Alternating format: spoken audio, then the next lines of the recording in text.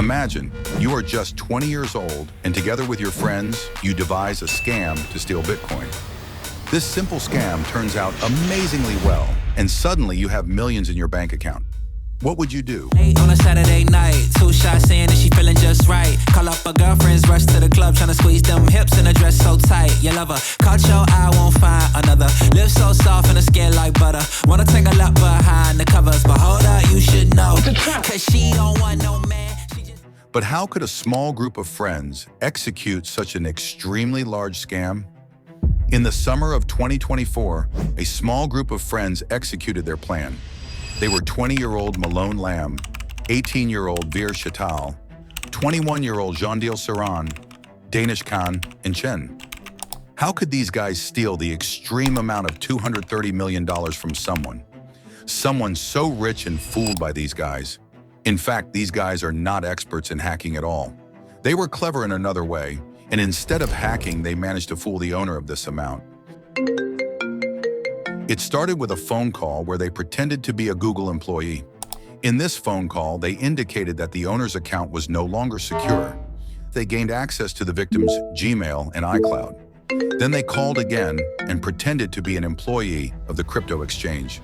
The victim believed that the account was no longer secure and therefore gave in under the pressure and reset the 2-factor authentication settings. This way, they got into the account on the crypto exchange, where they quickly moved money to another wallet too. The last thing they did was ask if the victim could run a remote access program. They could watch the victim and were able to get the password to the Bitcoin wallet. This was the final blow, and the huge amount was transferred to the young group of friends. Oh, wow. No way. No fucking way. I see it. It's on the blockchain. It's on the blockchain. Oh no fucking way, nigga. Oh my god! Oh my god! No fucking way. After the heist, they distributed all the money as quickly as possible in different cryptos and different wallets to make it hard to find back. Meanwhile, they were already figuring out what to spend their money on.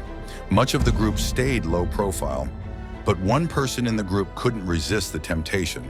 And this was Malone Lam. The million he always dreamed of, he now suddenly had. He spent money like it was water and could be found in LA's most expensive nightclubs. On a Saturday night, 2 shots in and she feeling just right. Call up her girlfriends, rush to the club, tryna squeeze them hips in a dress so tight. You love her, caught your eye, won't find another. Lips so soft and her skin like butter. Wanna tangle up behind the covers, but hold up, you should know. He sometimes spent as much as $300,000 in one night.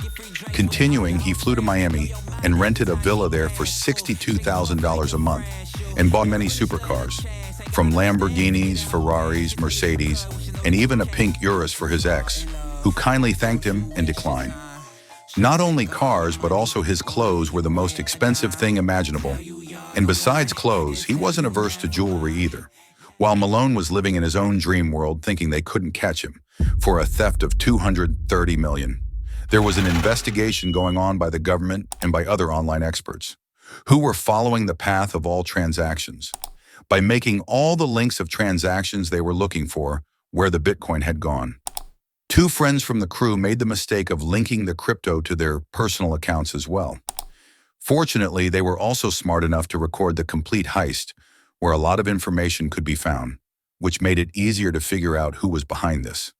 By September, the FBI had enough evidence to take action. The FBI swarmed a luxury home in Miami in a raid connected to the theft of cryptocurrency. The government says it's worth hundreds of millions of dollars. Authorities took Malone Lam into custody. At the same time, the FBI arrested Jeandiel Serrano in Los Angeles. They say he's connected to the same investigation. They're charged with conspiracy to commit wire fraud and conspiracy to launder money. On September 19, he was arrested in his rented Miami villa, after living in his dream for a period of time that now quickly turned into his nightmare. With a frozen bank account and handcuffs on him, he was arrested. Despite his frozen bank account, millions of dollars remained in other wallets belonging to his friends and to Malone himself. Everything else Malone had bought was seized. These items were then auctioned off, the proceeds going back to the victim and to the government to cover the costs they incurred in the investigation. However, the extreme amounts he spent in clubs and private jets are gone. With luck, the victim gets back 40 to 65% of his funds.